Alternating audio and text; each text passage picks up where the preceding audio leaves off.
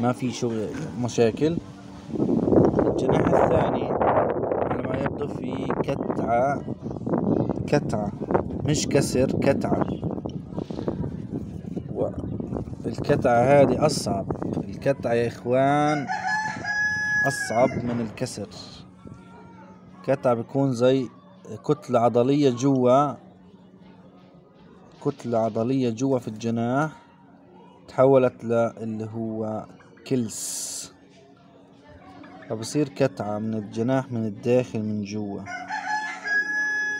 إذا بنيجي نلاحظ الجناح ما في يعني ما في إشي، مش كسر ولكن كتلة عضلية تحولت إلى كلس، فأصبح إنه ما بتقدر تحرك اللي هو الجناح، في إعاقة اللي هو في الجناح، ما بتقدر تطلع. يعني أنا بعمل هيك ما في يعني أنا إذا قسيت عليها ممكن أكسره.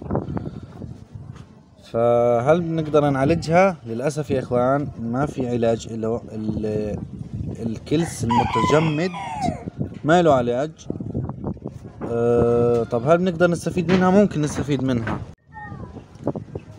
السلام عليكم ورحمة الله تعالى وبركاته. حبايبي رجعنا لكم في فيديو جديد. طبعا يا اخوان ان شاء الله اليوم حنشوف ايش لقينا. صراحة اجتنا يمامة جناحها مكسور، وجتنا على اساس ان احنا نعالجها. فصراحة لسه انا ما شفتها، يعني انا لسه ما شفتها. يمامة من نوع اللي هو سيلفر، من الحجم اللي هو ثقيل. فخلنا نروح نشوفها. صراحة اجتني من ابن الجار، وهو صديقي يعني، اخوه ملاقيها وهيك، فقال لي خدها اذا بتقدر تعالجها وتستنفع منها. خلنا نروح نشوف على السريع هل بنقدر نعالجها او لا، ونشوف نتعرف عليها، نسمي الله ونفوت.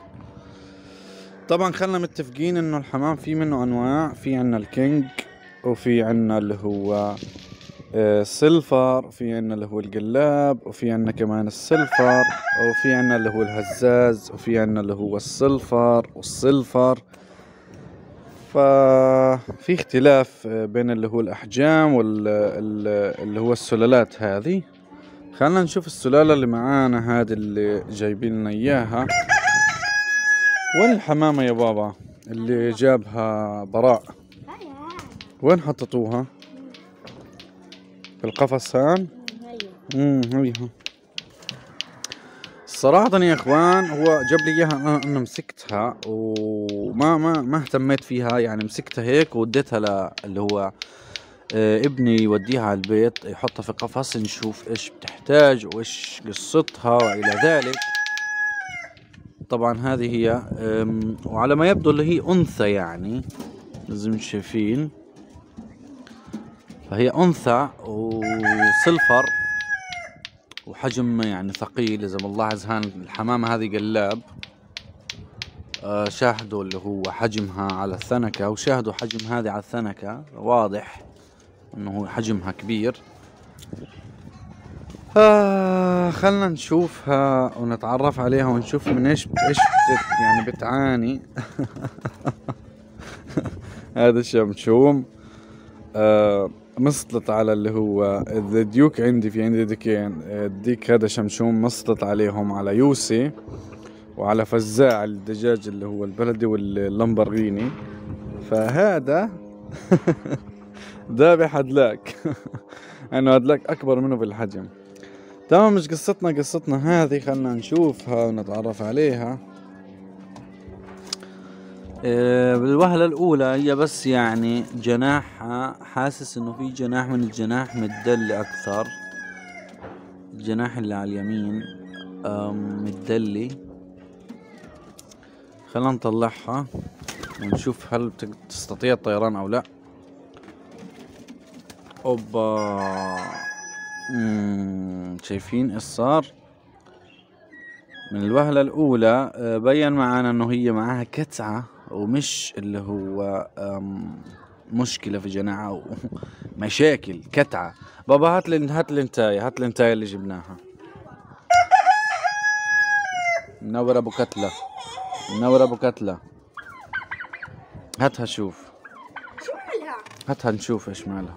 يا شيخ انت بدك تقعد تاكل ليه؟ سبحان الله. يلا هاتها. الدجاج اللمبرغيني ما شاء الله، وهي الدجاج اللي هو القطن اللي وراه، الدجاج البلدي. بسم الله ما شاء الله، ولا حول ولا قوة إلا بالله، اللهم زد وبارك يا رب. يلا هات شوف يا بابا. بسم الله. لا بسم الله مش حتطير.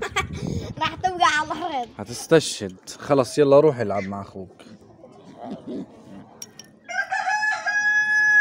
طبعا من الوهلة الأولى خلنا نمسكها مسكة منيحة. بسم الله. ما في تسييف، ما في تسييف. وهان الجناح هذا 100%، ما في شغل مشاكل. الجناح الثاني على ما يبدو في كتعة مش كسر، كتعة. والكتعة هذه أصعب، الكتعة يا إخوان أصعب من الكسر. كتعة بيكون زي كتلة عضلية جوا، كتلة عضلية جوا في الجناح تحولت اللي هو كلس، فبصير كتعة من الجناح من الداخل من جوا. إذا بنيجي نلاحظ الجناح ما في يعني ما في إشي، مش كسر، ولكن كتلة عضلية تحولت إلى كلس، فأصبح إنه ما بتقدر تحرك اللي هو الجناح، في إعاقة اللي هو في الجناح، ما بتقدر تطلع. يعني أنا بعمل هيك ما في يعني أنا إذا قسيت عليها ممكن أكسره. فهل بنقدر نعالجها؟ للأسف يا إخوان ما في علاج له. الكلس المتجمد ما له علاج. طب هل بنقدر نستفيد منها؟ ممكن نستفيد منها. كيف نستفيد منها؟ نحطها بالشكل هذا ونجيب لها ذكر ونخليها في المكان هذا، وممكن انه هو تنتج اذا هي يعني جاهزة. اما العلاج للأسف هي بمرحلة يعني تيأس العلاج منها، يعني العلاج ييأس منها. تمام، خلنا نخليها هان ونشوف خيرها من شرها، وبعدين نشوف لها ذكر. صراحة أنا عندي أناثي كثير، أنا عندي عجز في الأناثي. مش عارف، فوق ما أنا عندي أناثي جايبين لي أناثي. يعني أنا عندي تقريبا كمان أنثى هناك صدناها قبل فترة هياك، وفي كمان عندي اللي هو على ما أعتقد أنثى ثانية، وفي عندي كمان أنثى هان. في عندي أناث كثير يا إخوان. نسيت أقول لكم هذه انفصلت عن هذه، مش عارف ليش. الله المستعان. هذه الأنثى تبعته وينها؟ الأنثى تبعت هذا وين؟ مش عارف وينها، مفقودة. خلنا نشوفها في العشية.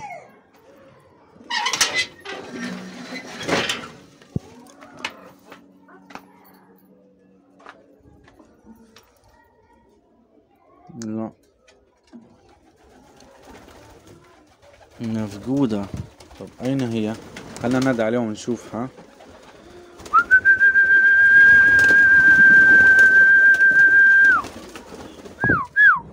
هيها. فكرتها مفقودة طلعت موجودة. هيها، هي الأنثى تبعته، ذكر هذا. زي ما شايفين هم مستعدين للوجبة اللي هو الثانية. اديتهم وجبة صباحية الصباح الباكر. مش أنا اللي اديت لهم إياها، آدم. والوجبة الثانية آدم اللي حيديهم إياها، بس اليوم استثنائي على أساس إنه أنا بصور فيديوهات فحديهم إياها. طبعا كلنا عارفين إنه أنا وقفت فترة في التصوير لأنه ما في معي وقت، من الشغل للبيت ومن البيت للشغل. ويلا جايب همي، او جايب اللي هو بالعامية بيقولوها جايب اللي هو قوت يومي، الحمد لله طبعا. الحمد لله. هذا زمان ما طيرناهم احنا، صح؟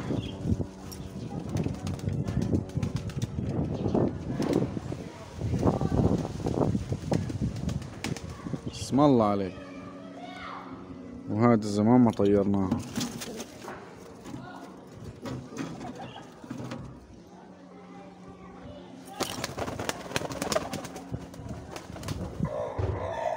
هذا شكله باز على قلاب، أما هذا قلاب جو. في أنواع تختلف عن الأنواع الثانية، في قلاب جو، في قلاب في البيت، في حومة جو، في حومة في البيت، في اللي هو كذا سلالة. سبحان الله. تمام يا اخوان، طلعنا معاكم فرجيناكم اللي هو ايش لقينا او ايش انجبلنا من الطيور، وشرحنا عن العتل او الجبس او العضلة لما تتحول ل يعني كلس وتتجمد بمكانها وما تقدر انه هو الطير يحركها. ما في اللي هو علاج لإلها للأسف، ولكن بنقدر ان احنا نستفيد منها لو هي منتجة، نجوزها ذكر ونخليها بنفس المكان مع قفص نحافظ عليهم على اساس انه ما يصيبهم مكروه. واتمنى يكون الفيديو عجبكم وقدرنا نوصلكم لو معلومة صغيرة.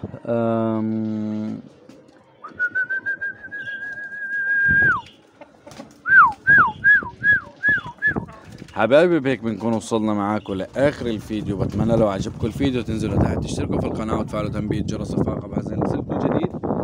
حبايبي مرجع لكم يوم من غيب السامع. اكثر من الصلاة على النبي. اذكروا الله يذكركم، استغفر الله يغفر لكم، والسلام عليكم ورحمة الله تعالى وبركاته. سلام يا اخوان.